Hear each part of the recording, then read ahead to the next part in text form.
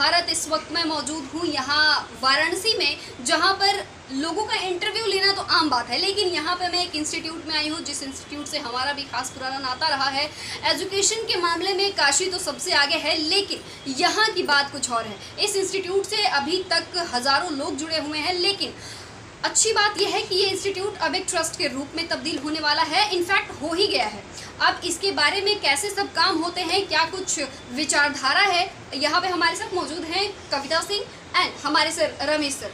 Sir आपका बहुत स्वागत है हमारे चैनल में। थैंक यू वेरी मच जी धन्यवाद। मैम, ये जो आप ट्रस्ट का उद्घाटन आप लोग कर रही हैं, और पिछले दिनों हम देखें कि आप लोग पौधारोपण भी कर रही थी, लोगों को गिफ्ट भी दे रही थी, तो इस ग्लोबल ट्रस्ट के बनाने के पीछे क्या कारण है, कुछ बताना चाहेंगे? मतलब इसमें कैसे काम किए जाएंगे?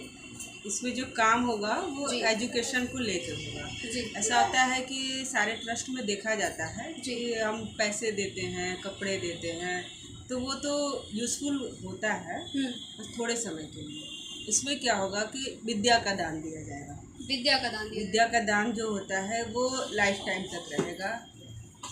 बच्चों के फ्यूचर के लिए भी काम करेगा। कपड़े आज पहने कल ख़त्म, बट जो हम एजुकेशन देंगे वो आज भी रहेगा, बाद में भी चलता रहेगा। और ट्रस्ट में करने का ये मतलब हुआ कि जितना हो सके गरीब से गरीब बच्चे भी इसमें शामिल होंगे। वाह, क्या बात है!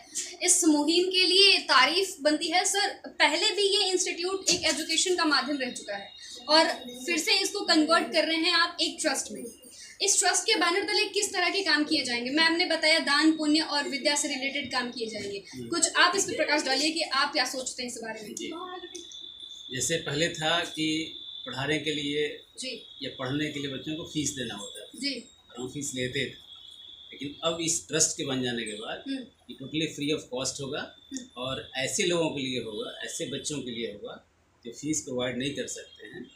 हमने कुछ जगह चूज़ किया है, ऐसे जगहों पर जाकर के हम फ्री में एजुकेशन देंगे, स्पोकन इंग्लिश का, इंग्लिश से रिलेटेड। और ट्रस्ट का मुख्य उद्देश्य शैक्षिक और सामाजिक दोनों है, लेकिन मुख्य फोकस शैक्षिक पे होगा क्योंकि शुरू से शिक्षा से हम लोग जुड़े हुए हैं। इसलिए हम लोगों के पास जो भी जानकारियाँ हैं उसको हम उन बच्चों तक पहुंचाना चाह रहे हैं जो ज़रूरतमंद हैं और फीस नहीं दे सकते हैं, ऐसे लोगों तक पहुंचाना है। जी सर, शुक्रिया।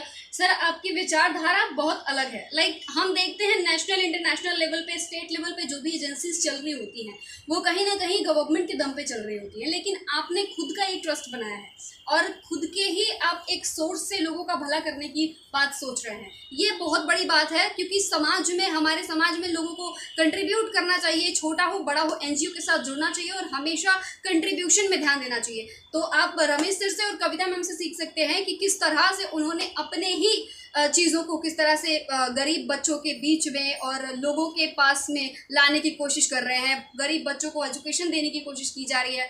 सर, एजुकेशन का माध्यम क्या होगा? जैसे कि ग्लोबल पॉइंट ट्रस्ट की तरफ से जो एजुकेशन बच्चों को प्रोवाइड की जाएगी, क्या वो ऑनलाइन होगी या ऑफलाइन होगी? आप बुला के पढ़ाएंगे या फिर कुछ ऐसा मुहैया कराएंगे? शुरुआत में तो ऑफलाइन होगा, बच्चों तक हम पहुंचने की कोशिश करेंगे। कुछ ऐसी जगह है जहाँ पर बच्चे इकट्ठा मिल जाते हैं, मतलब धरातल पे काम करना है। उसके बाद कोशिश होगी कि इसको ऑनलाइन में डेवलप किया जाए, एक अपना वेबसाइट हो, अपना एक ऐप हो, और ऐप भी बनेगा भी तो फ्री ऑफ कॉस्ट, उसका भी कोई कॉस्ट हम नहीं लेंगे। इसके माध्यम से हम प्रोवाइड करना चाह रहे हैं, लेकिन चूँकि बच्चे गरीब हैं, उनके पास एंड्रॉयड मोबाइल नहीं होगा तो ऐप के माध्यम से पढ़ाई नहीं कर पाएंगे। इसलिए मेन फोकस हमारा ऑफलाइन ही होगा। मैम, इसके बारे में आप क्या सोचती हैं? जैसे कि एजुकेशन की बात की सर ने, और किस तरह के एजुकेशन दिए जाएंगे? लाइक सिर्फ स्पोकन इंग्लिश होगा या फिर और भी सब्जेक्ट्स होंगे? पहले तो फोकस होगा कि इंग्लिश स्ट्रॉन्ग हो। इंग्लिश हमारी राष्ट्रभाषा हिंदी है, बट फोकस इंग्लिश पे ही रहता है हर चीज़ में। चाहे कोई फॉर्म भरना हो, देखिए लगातार जहाँ इंटरव्यू है, सब जगह इंग्लिश ही होता है। तो थोड़ा सा एम्बैरेस फील होता है इंग्लिश नहीं जानने पे कि जानते तो शायद ज़्यादा बेटर होता है, ऐसा लगता है। तो फोकस हम लोग का रहेगा कि इंग्लिश लोग जान पाए, गरीब से गरीब बच्चा जो अफोर्ड कर पाए, ना कर पाए और कहीं ट्यूशन फी नहीं दे पा रहा है, सो उसको हम फ्री ऑफ कॉस्ट अपने यहाँ ज़रूर पढ़ाएंगे या फिर हम उसके पास जाकर उसको सिखाएंगे। असल सर एक मैम जैसा बता रही हैं, एजुकेशन तो खैर यहाँ की मतलब खून में है, यहाँ की भूमि में है, लेकिन एक वाकया मैं शेयर करना चाहूँगी जो मैं कुछ दिन पहले मैंने सितंबर में 5 सितंबर को सुना था सर, कि ये स्पोकन क्लासेस सर चलाते हैं, लोगों को इंग्लिश बोलना सिखाते थे और आपने संस्कृत पढ़ाया था एक लोगों को। सर उसके बारे में थोड़ा जिक्र करें आप। सही बात है। एक्चुअली ऐसा देखा गया है कि जिन व्यक्तियों की संस्कृत अच्छी होती है उनका इंग्लिश भी अच्छा होता है, क्योंकि संस्कृत मातृभाषा है और सभी भाषाओं की जननी माना जाता है। मैंने कई ऐसे संस्कृत स्टूडेंट्स को इंग्लिश सिखाया है जो बहुत कम समय में उन्होंने इंग्लिश को कैच किया, इंग्लिश को सीख लिया। तो एक ऐसे ही हमारी स्टूडेंट थी पूनम सिंह जी, और उन्होंने 1 महीने तक हमसे संस्कृत सीखा, क्योंकि संस्कृत उनको सब्जेक्ट पढ़ाना था किसी स्कूल में और उनको कुछ समस्याएं आ रही थी।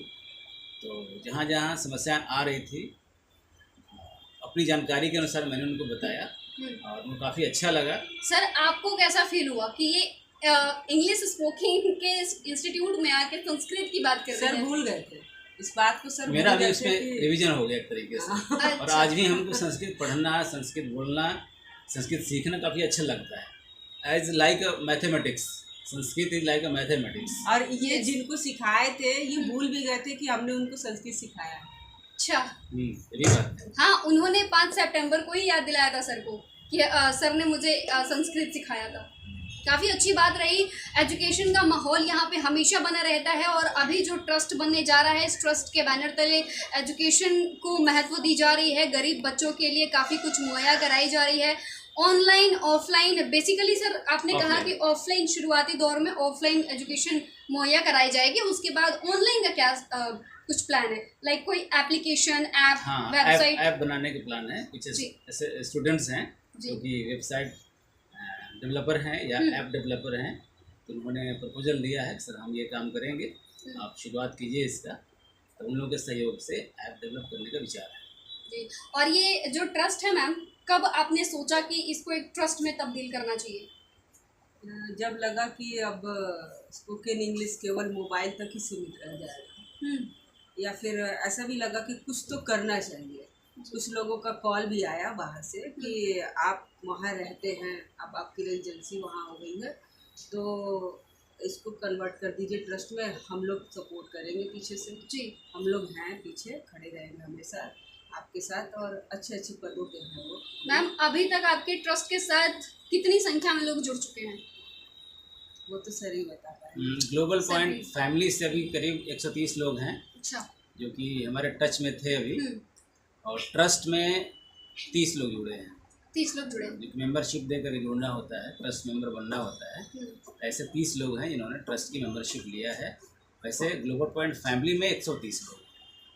क्या बात है, ग्लोबल पॉइंट ट्रस्ट की फैमिली में। और जो पहले भी हमारे रह चुके हैं एजुकेशन, जितने भी लोग यहाँ से लिए हैं वो सारे लोग आपके साथ जुड़े हुए हैं सर। और अभी तक ख़ास बात ये है कि अभी तक इस इंस्टीट्यूट से वो सारे लोग जुड़े हैं सर जो अपने अपने पद पे बहुत अच्छे अच्छे जगह पे चले गए हैं। कोई डॉक्टर, मास्टर, इंजीनियर, वकील, डीएम, हर कोई बना है, लेकिन अभी तक सर के पास सभी लोग आते हैं और ट्रस्ट से जुड़े रहते हैं। तो जैसा आपने देखा कि ये जो ग्लोबल पॉइंट ट्रस्ट है, ये एक एजेंसी के रूप में, एक एनजीओ के रूप में काम करने वाला है, एक ट्रस्ट के रूप में काम करने वाला है। और बच्चों के लिए फ्री एजुकेशन, शुरुआती दौर में ऑफलाइन एजुकेशन देने की सारी बातें इसमें कही गई हैं। दावा भी किया जा रहा है कि इसमें लोगों को काफ़ी फ़ायदा होने वाला है, खास तौर पे उन बच्चों को फ़ायदा होगा जिन बच्चों को एजुकेशन नहीं मिल पा रही है आसानी से। कुछ ऐसे दलित बच्चे होते हैं सर जिनको एजुकेशन नहीं मिल पाती है, तो हो सकता है ऑनलाइन के माध्यम से आपके बच्चे कुछ सीख पाएँ, क्योंकि प्लेटफॉर्म कुछ भी छोटा बड़ा नहीं होता। जहाँ से एजुकेशन मिले उठा लेना चाहिए, जहाँ भी मिले। अगर आपको कोई गरीब, छोटा, दलित भी दे रहा है एजुकेशन, तो ज्ञान बहुत बड़ी चीज़ है, उठा लेना चाहिए। फिलहाल के लिए सर आपका बहुत बहुत धन्यवाद हमारे साथ जुड़ने के लिए। मैम आपका बहुत बहुत धन्यवाद। फिलहाल के लिए बस इतना ही, जुड़े रहिए हमारे साथ।